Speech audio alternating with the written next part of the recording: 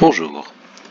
Alors, dans le dernier épisode, nous avons vu différentes descriptions d'une droite et nous allons nous poser maintenant la question comment passer d'une description à l'autre. Donc, on avait trois formes de description qui étaient les descriptions par équation vectorielle paramétrique, équation cartésienne première forme, c'est-à-dire pente et ordonnée à l'origine, et équation cartésienne générale, ou deuxième forme.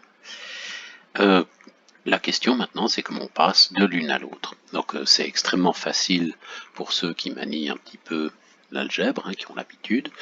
C'est pas grand chose, mais disons que ça fait du bien de voir les techniques générales pour passer de l'une à l'autre. Alors, premièrement, une droite est déterminée par 2 points, donc il faut s'entendre déjà sur des notations pour les points. Alors ici, j'ai pris un point de coordonnées 5, 12, et on rencontre plein de notations différentes, dont j'en ai choisi que 4 ici. On rencontre plein de notations différentes pour les points, avec parfois des enseignants. Il est arrivé que des enseignants comptent faux une des notations, alors qu'un autre enseignant insiste pour qu'on l'utilise. Donc d'où vient tout ça? Alors, mettons-nous au clair. Ici, quand on écrit A, entre parenthèses 5, 12, on dit c'est le point A de coordonnées 5, 12. Bon. Deuxième expression, A égale 5, 12. A c'est un point et 5, 12 ce sont des coordonnées, c'est un couple de nombres. Est-ce qu'un point est un couple de nombres? Non, on dit ici que A est le point qui est égal au point représenté par les coordonnées 5, 12. D'accord. Ici, A équivalent à 5, 12, on dit que A admet les coordonnées 5, 12, disons. Et puis, dernier point, A, 2 points, A est décrit par 5, 12. Voilà, donc en gros, c'est pas exactement les mêmes phrases. Tous les mathématiciens du monde savent qu'un point, c'est un objet de la géométrie euclidienne, tout court, donc c'est juste un point. Et 5, 12, ce sont des couples de nombres.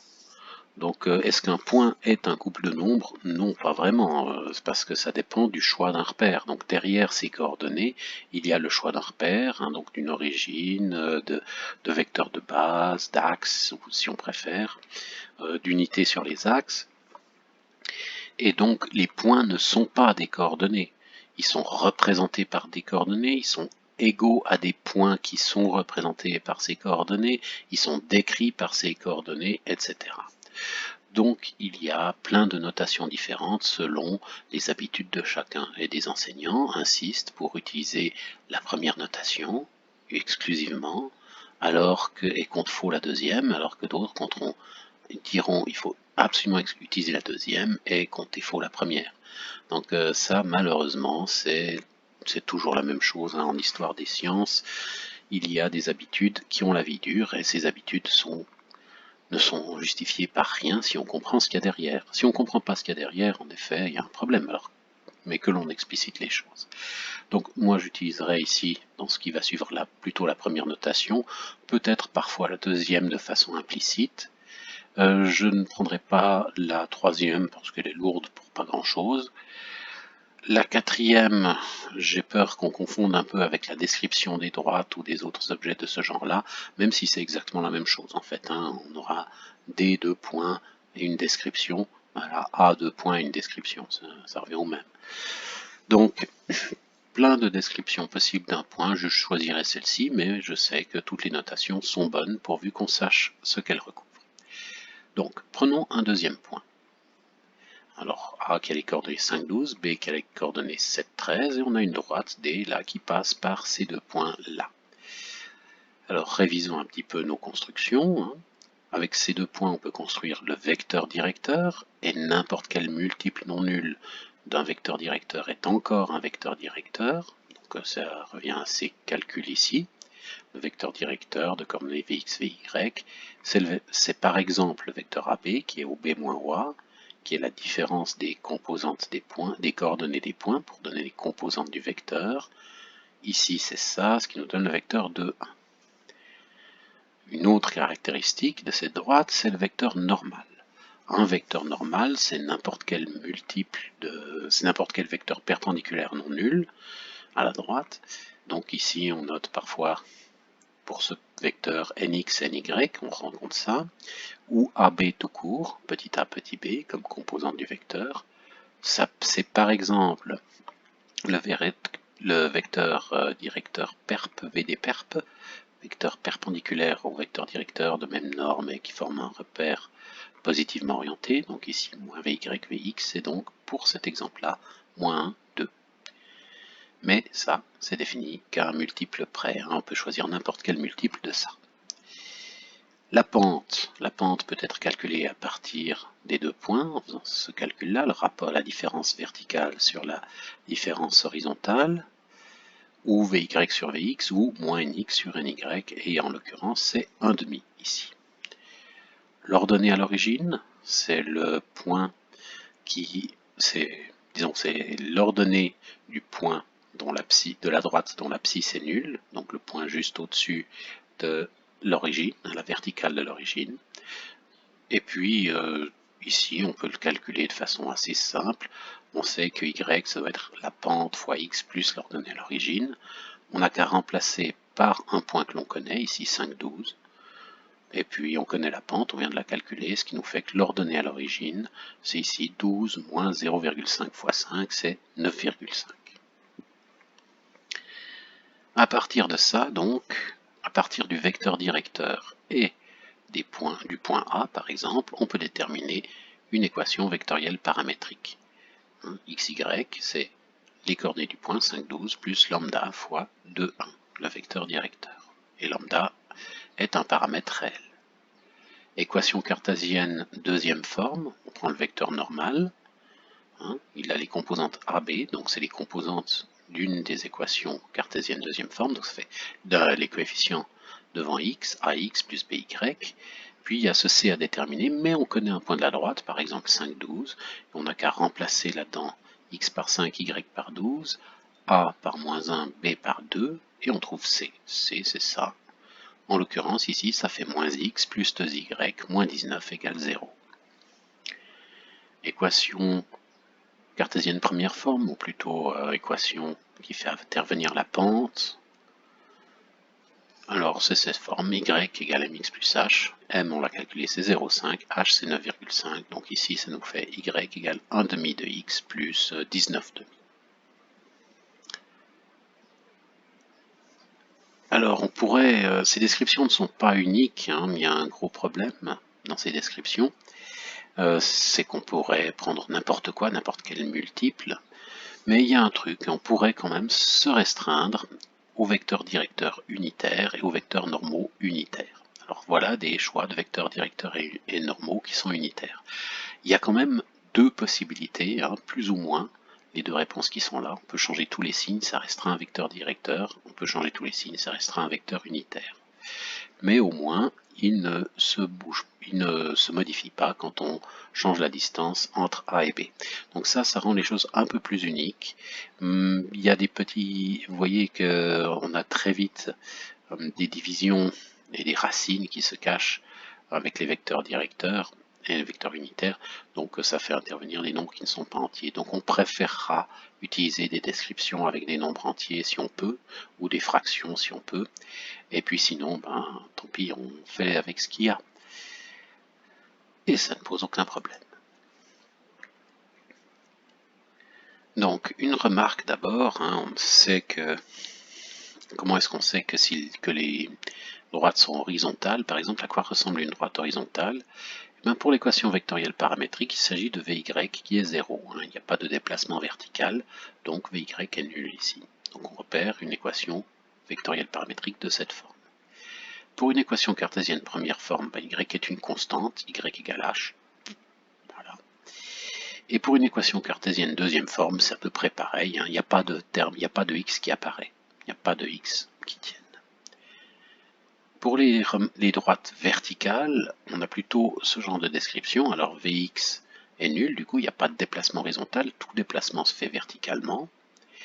Une équation cartésienne première forme n'est absolument pas définie parce que la pente est infinie. Et les équations cartésiennes deuxième forme ne font pas intervenir de y. En fait, c'est juste x qui est fixé et c'est tout. Y, lui, peut être n'importe quoi, donc il n'y a pas de condition sur lui.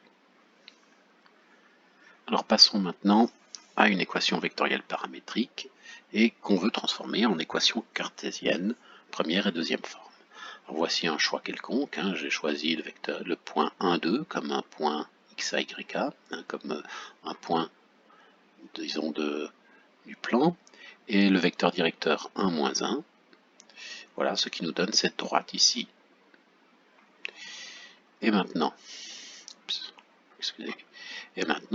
on peut écrire cette équation vectorielle paramétrique sous une autre forme. En fait, on peut l'écrire comme un système.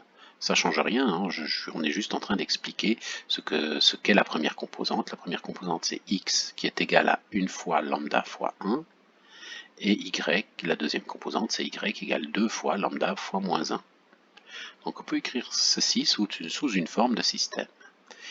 Et pour faire, disons, pour faire disparaître le lambda, hein, pour obtenir une équation cartésienne, on peut faire disparaître le lambda. Donc ici, il suffit de multiplier, de faire la somme des deux, en fait, par exemple. Donc ici, ça serait cette chose-là. On fait la somme des deux équations. Et on trouve moins x moins y plus 3 égale 0.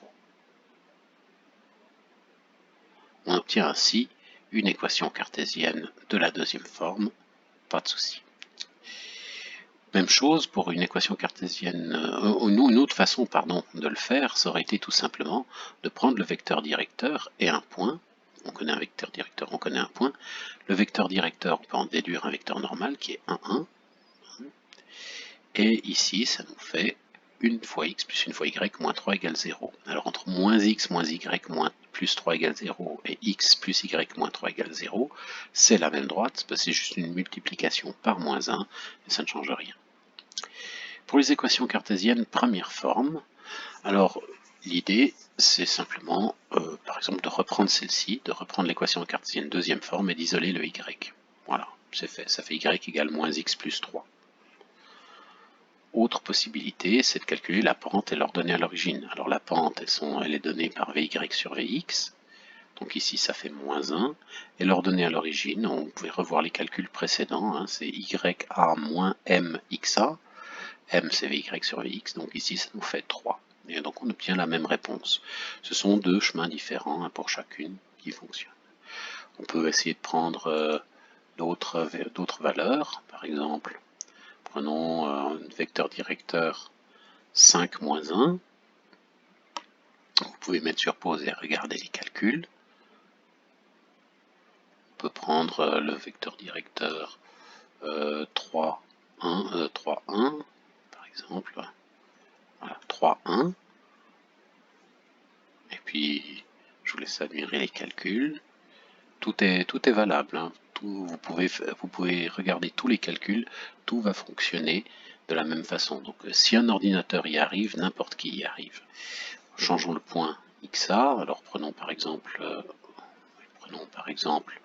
le point 3, 2. Voilà, ça c'est pour le point 3, 2. Changeons un peu 3, 1 par exemple. Voilà. Bref, on peut faire plein d'exemples différents, on arrivera toujours à transformer, à passer de l'un à l'autre. Bien sûr, le problème, hein, le sempiternel problème, c'est quand il n'y a pas de déplacement horizontal, c'est-à-dire quand notre droite est verticale. Alors, pour les équations cartésiennes deuxième forme, ça ne leur fait rien, tout marche à merveille, mais pour les équations cartésiennes première forme, alors tout part à volo. Voilà pour ce premier type de transformation. Autre type de transformation, prenons une équation cartésienne deuxième forme et on va essayer de la transformer en paramétrique et première forme. Alors une équation cartésienne est caractérisée par trois nombres, A, B, C. A et B sont les composantes du vecteur normal que j'ai mis en rouge ici et qui est donc perpendiculaire à la droite. Et puis C, je vous ai dit, c'est un troisième point qui donne en fait la hauteur de la droite en quelque sorte. Tandis que A et B donnent simplement la direction perpendiculaire à la droite. Juste une petite remarque, hein. On peut choisir maintenant n'importe quel point, hein, pour représenter cette droite. Il se trouve qu'ici j'ai marqué en rouge le point qui est en fait le point le plus proche de l'origine. Voilà, c'est une habitude. On peut se demander mais pourquoi je fais ça. En fait, c'est parce que C est vraiment très lié à ce point-là. C'est la raison d'être du C. Alors, transformons. Nous avons donc notre vecteur normal qui est connu, qui est ici le vecteur 1, 1. Peut-être que je devrais mettre, allez, je vais mettre le vecteur 1, 2 comme ça. On voit un peu mieux ce qui se passe. Donc le vecteur 1, 2, le vecteur normal. Ici, un vecteur directeur, donc c'est 2, moins 1, par exemple, c'en est un. Vecteur perpendiculaire au vecteur normal.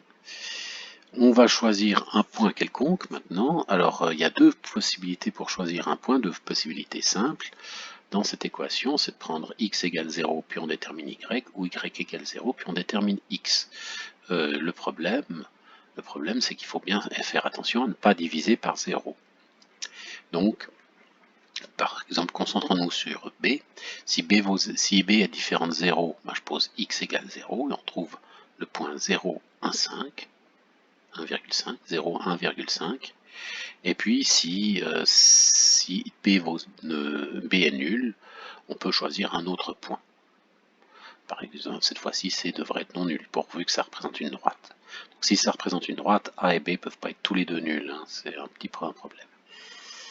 Donc on peut choisir soit moins C, 0 moins C sur B, soit moins C sur A, 0 comme point. Il y en a forcément au moins un des deux qui sera le bon. Alors ici, je vais choisir pour cet exemple 0, 1,5. L'équation vectorielle paramétrique, du coup, est immédiate. Hein. Ici, on a donc ce point 0, 1,5 et le vecteur directeur 2, moins 1, d'où cette équation vectorielle paramétrique. Pour l'équation cartésienne, première forme, il suffit d'isoler les choses. Il suffit, si B est non nul, il suffit de diviser par B, d'isoler le Y, et on obtient l'équation, et il n'y a pas de difficulté. Peut-être juste regardons ce qui se passe quand, quand la droite est horizontale, ici. Voilà, si par exemple, mettez sur pause et regardez. Quand la droite est verticale, je vais prendre... Voilà. Là, il n'y a pas d'équation cartésienne première forme, mais l'équation cartésienne deuxième forme et l'équation vectorielle paramétrique marchent très bien. Voilà. Puis changeons un peu le C. Si on prend C égale 0, on est à l'origine. C égale 1, là on est en dessous de l'origine. Prenons C égale moins 1 de nouveau. Voilà. Puis quelques nombres au hasard. Voilà. 5, allez, moins 5, 3. Voilà. Ici, un petit exemple, donc revoyez les calculs. Tout devrait fonctionner sans trop de problèmes. Bon, dernière transformation des équations cartésiennes première forme en équation vectorielle paramétrique et équation cartésienne deuxième forme. Alors, une équation cartésienne première forme, c'est une pente et une ordonnée à l'origine. Donc, l'ordonnée à l'origine se lit sur l'axe vertical, et la pente se lit sur le triangle, ici sur ce triangle rectangle, dont l'hypoténuse est la droite. Et puis quand on avance de 1 horizontalement, on varie de m verticalement. Donc on s'aperçoit très vite en fait que c'est stupide. Pour obtenir une équation vectorielle paramétrique, on peut dire x égale x et y égale mx plus h. Ça, on est d'accord, x égale x ne nous dit rien de nouveau, et y égale mx plus h, c'est notre équation. Mais on peut transformer ça pour la mettre sous cette forme-là, sur une forme de système d'équations paramétriques. On n'a qu'à lire, et c'est une équation vectorielle paramétrique. C'est-à-dire, xy, le vecteur xy, est égal au vecteur 0h, qui est notre point à la verticale de l'origine, plus x fois le vecteur 1m. Et ça, c'est une équation vectorielle paramétrique dont le paramètre c'est x. Un x peut très bien servir de paramètre, hein. Donc c'est une équation vectorielle paramétrique qui en fait n'a que 3, n'a pas 3 paramètres, mais seulement 2. X ici est égal à x. Et puis pour cette droite-là, spécifiquement, ça nous donne ce cette représentation-là. Pour obtenir une équation cartésienne deuxième forme, alors là c'est encore plus simple, parce qu'une équation cartésienne première forme, c'est juste une équation cartésienne deuxième forme, écrite différemment. On met tous les paramètres, tous les nombres du même côté, on obtient une équation cartésienne deuxième forme. Donc ici, moins x plus y moins 1 égale 0. Ce qu'il faut retenir de ces deux exemples qui étaient complètement triviaux, c'est que le vecteur moins m1 est un vecteur normal à la droite, et le vecteur 1m est un vecteur directeur à la droite, directeur de la droite. Donc ça c'est important plus tard pour calculer les angles entre les droites. Pour calculer les angles, on va fortement se servir de ces deux propriétés-là, parce qu'il nous arrive très souvent d'avoir la pente d'une droite, et on se de deux droites par exemple, et on se demande c'est quoi l'angle entre ces deux droites. Et bien, pour répondre à cette question, on va considérer ces vecteurs-là. Donc le vecteur normal et le vecteur directeur nous donnent immédiatement des versions. Nous donnent immédiatement, donc nous obtenons directement un vecteur normal et un vecteur directeur à l'aide de la pente avec ces formules-là. Juste pour terminer, on va changer un petit peu la pente. Voilà une pente de 2, une ordonnée à l'origine, voilà, 2, moins 1. On peut revérifier les calculs. Une pente de moins 2. Pente de moins 2, une ordonnée à l'origine de 3. Voilà, ici. Voilà, puis vous pouvez vérifier les calculs, ça vous donnera tout ce qu'il faut, les descriptions usuelles de ces droites. Bien, à tout bientôt. Merci.